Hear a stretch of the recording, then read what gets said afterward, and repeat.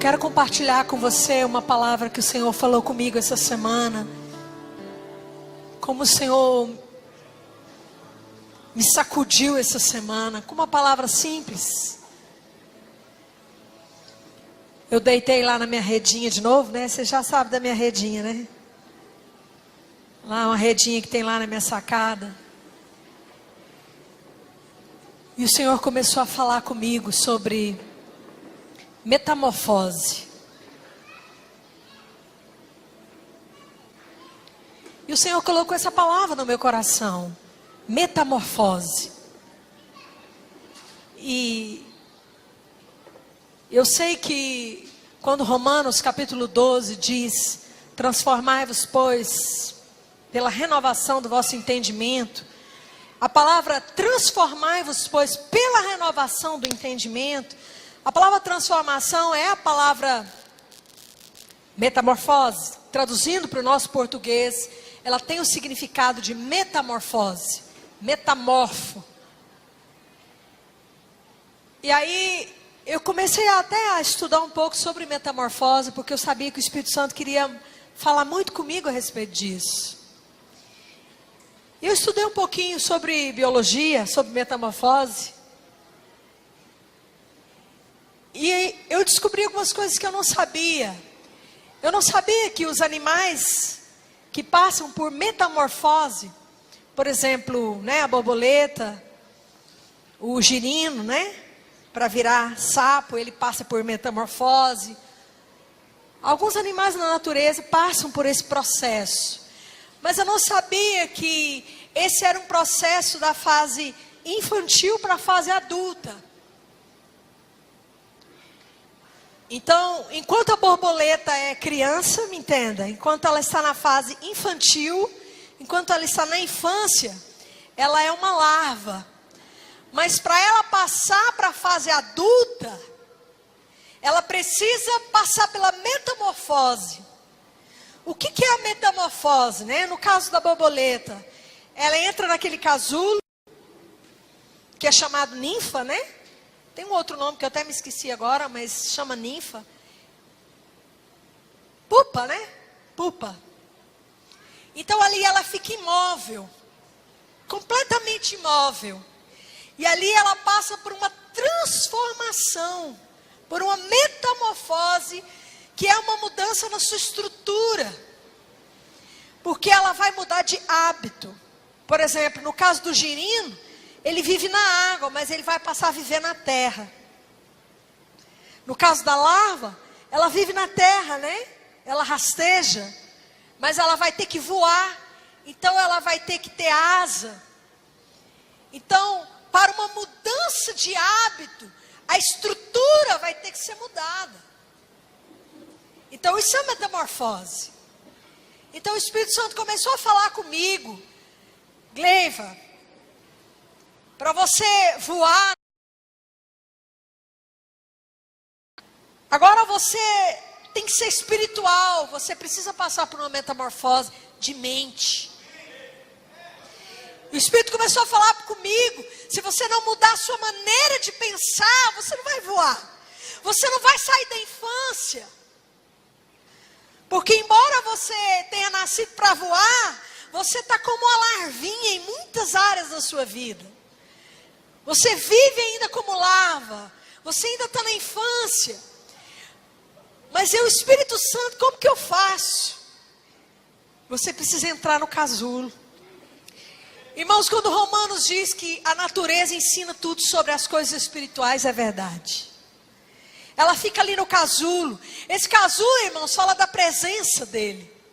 Querido, se você não decidir entrar na presença dele, se você não decidir mergulhar na presença dele, a tua mente não vai ser mudada. A tua maneira de pensar. Irmãos, esse mês, eu acho que eu passei uma das maiores mudanças da minha vida. Simplesmente por mudar uma maneira minha de pensar. E foi com relação a finanças. Irmãos, uma coisa tão simples. Eu decidi que a única pessoa que é capaz de cuidar de mim é o Senhor. Pastora, você não sabia disso? Eu sabia, mas não como eu sei agora. Eu sabia, mas não como eu sei agora. Em Provérbios, irmãos, está escrito assim: quem confia nas suas riquezas, cairá. Provérbios capítulo 11, verso 28. Quem confia nas riquezas, cairá. Eu vou te dizer mais uma vez. Quem confia nas riquezas, cairá. E o Espírito Santo me mostrou como eu estava confiando em pessoas, em coisas, em trabalho, em fontes. Abre sua Bíblia comigo. Em João, capítulo 6. Irmãos, Deus quer mudar a sua mente. Deus quer mudar a sua maneira de pensar, para que você ande em tudo que Ele tem para você. E quero te dizer que se você não está andando em tudo que Ele tem para você, é porque a tua mente, a tua maneira de pensar que está impedindo isso. Eu quero dizer para você que você já é. Eu quero dizer para você que você já tem. Eu quero dizer para você que você já é tudo e já tem tudo que Ele tem para você. E a única coisa que está impedindo você de viver isso é a tua mente. É a tua maneira de pensar. Essa estrutura antiga, essa estrutura humana. E Deus quer mudar a sua maneira de pensar. Porque é a sua maneira de pensar que faz você agir. Tudo que você faz é porque você pensa. Você faz o que você pensa. Aqui em João capítulo 6, verso 1. Depois dessas coisas, atravessou Jesus o mar da Galileia, que é o de Tiberíades. Seguia-o numerosa multidão, porque tinham visto os sinais que ele fazia na cura dos enfermos. Então subiu Jesus ao monte e assentou-se ali com seus discípulos. Ora, a Páscoa, festa dos judeus, estava próxima. Então Jesus, erguendo os olhos e vendo que a grande multidão vinha ter com ele, disse a Filipe: onde compraremos pães para lhes dar a comer? Mas dizia isso para o experimentar, porque ele bem sabia o que estava para fazer. Respondeu-lhe Filipe: não lhe bastariam 200 denários de pão para que cada um, receba o seu pedaço. 200 denários de pão, irmãos, é aproximadamente R$4.200, porque um denário era o trabalho de um dia de um trabalhador. No nosso dia, calculando isso no nosso salário mínimo, no dia de um salário mínimo, daria aproximadamente uns R$4.200. E aí Filipe disse assim: olha, a gente vai gastar tipo uns R$4.200 para comprar pão para toda essa gente. Isso para cada um ter um pedacinho. Não é para comer à vontade, para cada um ter um pedaço. A maneira que Jesus pensava era bem diferente da maneira que Filipe pensava. E quando Jesus disse assim: será que tem como a gente comprar pão? Jesus já disse isso, porque sabia que Filipe iria manifestar o que ele pensava. A sua boca diz o que você pensa. Por isso que a primeira coisa que o Espírito Santo quer fazer é mudar o que você pensa. Porque quando ele mudar o que você pensa, ele vai mudar o que você diz e vai mudar o que você faz também. Vai mudar a sua atitude, vai mudar a sua confissão. Por isso que a transformação, experimentar a boa, perfeita e agradável vontade de Deus para nós, só vem depois da transformação da mente. Somente depois que Ele transforma o que você pensa, é que você experimenta a boa, perfeita e agradável vontade de Deus. E aí ele diz aqui, verso 8, um dos seus discípulos chamado André, irmão de Simão Pedro, informou a Jesus. Já veio um outro pensamento. Filipe pensou assim: não vai dar R$4.200? Não tem como. Filipe já pensou: que jeito? Aí veio o outro e disse assim, manifestou um outro pensamento. Está aí um rapaz que tem 5 pães de cevada e 2 peixinhos. Mas o que é isso para tanta gente? Um disse assim, o dinheiro não dá. O outro pensou assim, pensou e já logo disse. Diga para o seu irmão, cuidado com o que você pensa. E mais cuidado em dizer o que você pensa.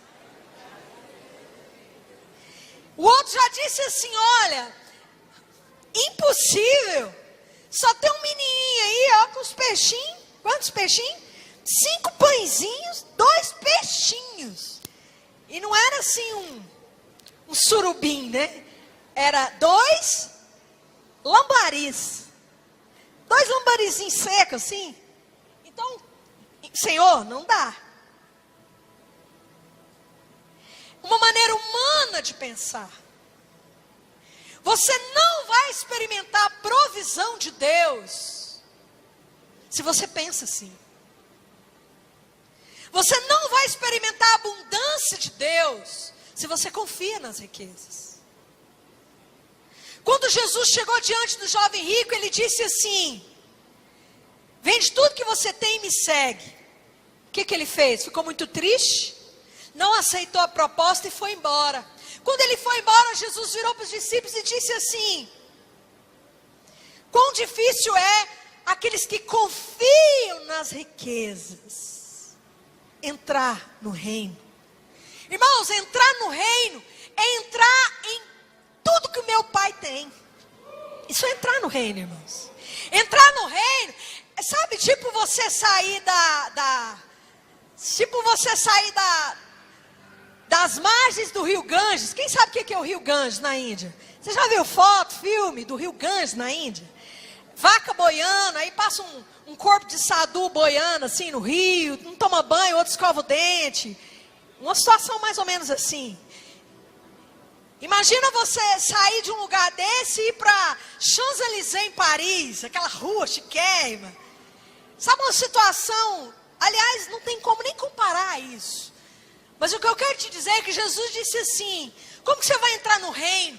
Tem como comparar qualquer situação terrena ao reino de Deus? Tem como comparar a riqueza do céu com a riqueza da terra? É incomparável. Então Jesus disse assim, como que alguém que confia nas riquezas vai entrar no reino? Na riqueza do reino, na provisão do reino. Muitas vezes, irmãos, nós queremos a provisão, mas não queremos confiar. Não sabemos confiar. Não temos pensamento de confiança. A confiança em Deus, ela tem que tomar o seu pensamento.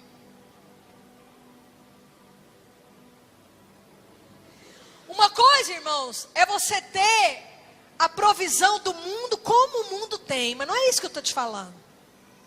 Não é isso que eu estou falando para você. Fala para o teu irmão, tem um lugar mais alto.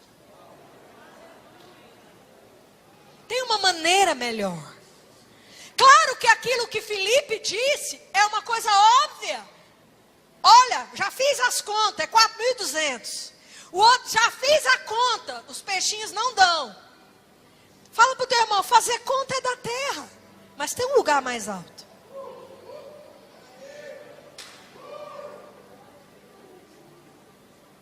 Irmãos, eu nunca experimentei em toda a minha vida o que eu experimentei de Deus esse mês. Eu nunca experimentei.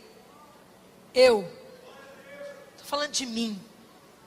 Estou falando nem do meu marido, da minha igreja, de ninguém. Estou falando de mim.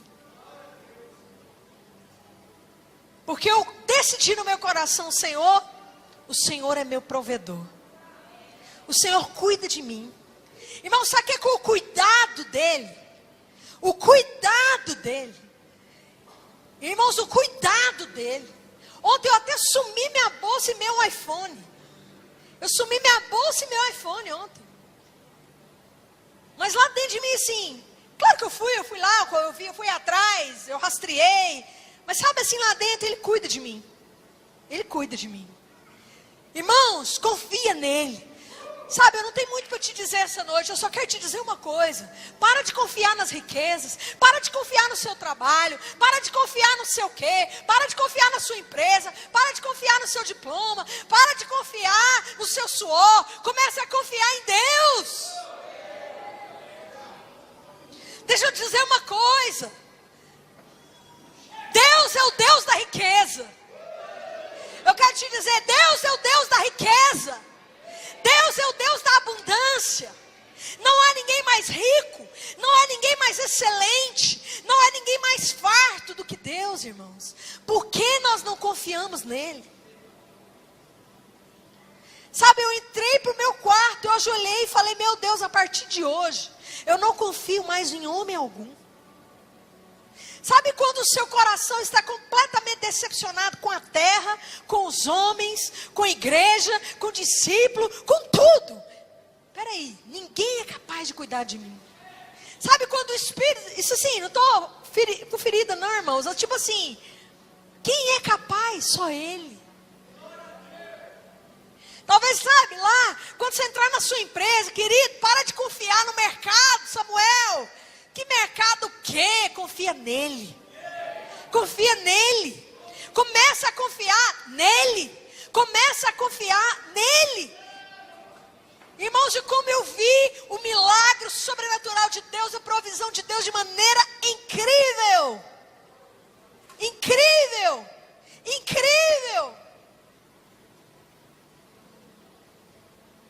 Eu nem vou contar para vocês, porque assim, é algo muito pessoal meu. Mas algumas pessoas aqui sabem.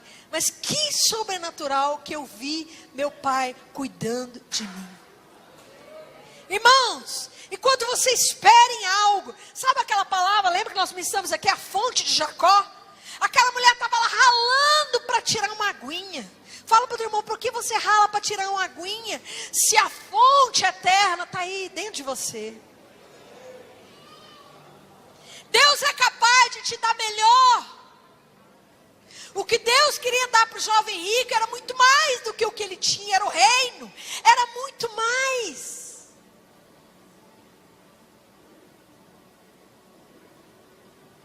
Eu não vou nem terminar aqui que vocês já sabem, né? Ele simplesmente pegou o pão e o peixe e disse, Pai, eu te dou graças, nós temos o nosso alimento agora, só isso. Sabe uma confiança? Ah, tem 2 peixinhos? Não, mas meu pai cuida de mim. Põe a mão no seu coração e diga, meu pai cuida de mim. Meu pai cuida de mim.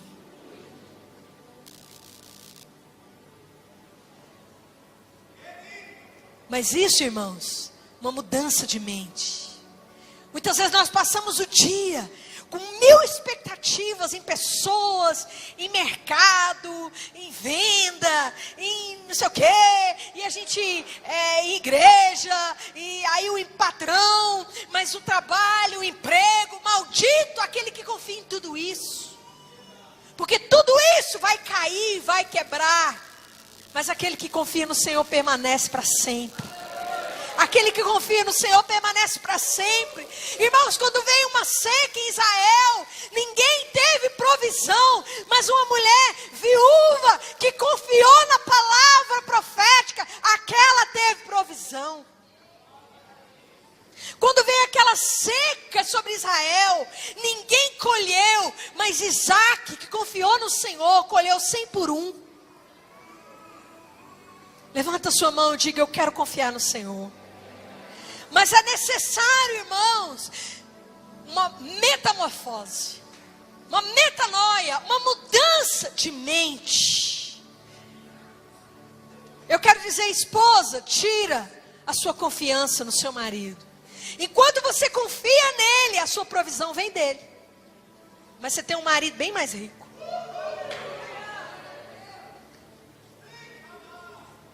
Maridos, enquanto você confia na sua empresa, ela é tão limitada.